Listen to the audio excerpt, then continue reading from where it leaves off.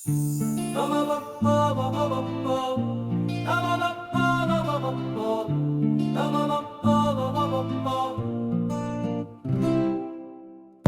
மும்மூர்த்திகளால் தான் தமிழிசை மீண்டெழுந்தது.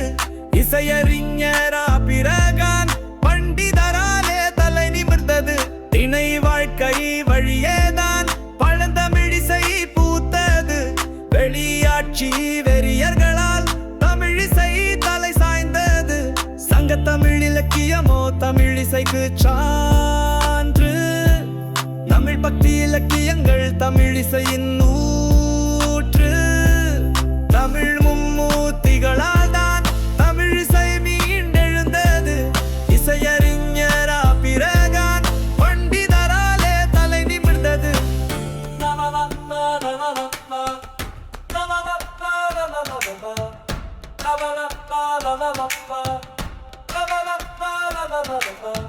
தமிழிசையின் கலைக்களஞ்சியம் கருணாமிழ்த்த சாகரம்.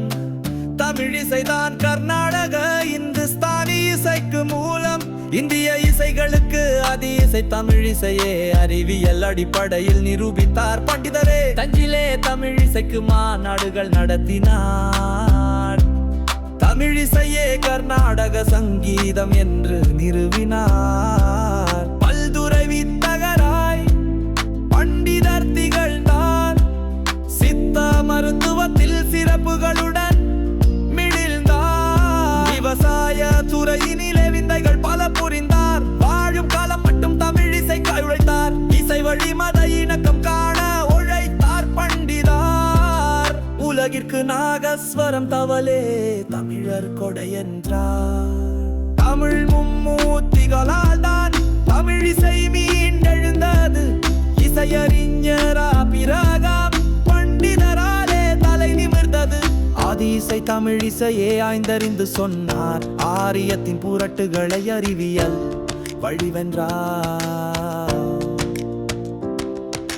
சகலகலா வல்லவராய் வாழ்ந்து சென்றார் பண்டிதர். தமிழிசையின் தந்தையாக வாழுகின்றார் பண்டிதர். சித்த மருத்துவம் சிறக்க அமைத்தார். மூலிகை பங்கை அனைத்து இசை கருவிகளால் கொண்டார். தன்னை சங்க இலக்கியத்தை ஆதி அந்தம் கற்றார். ரா பகதூர் பட்டத்தினை சிறப்பாக பெற்றார். வாழ்க்கை முழுதும் தமிழிசை ஆய்வுகள் மேற்கொண்டார். சிலப்பதிகாரமே கர்நாடக இசைக்கு இலக்கணம் என்றார். தமிழுக்கு பண்டிதரே லாலி பாடும் முறையை கொண்டு வந்தார். தமிழர் நெஞ்சங்களில் என்றென்றும் தமிழிசையாய் நின்றார். தமிழ் மும்மூர்த்திகளால்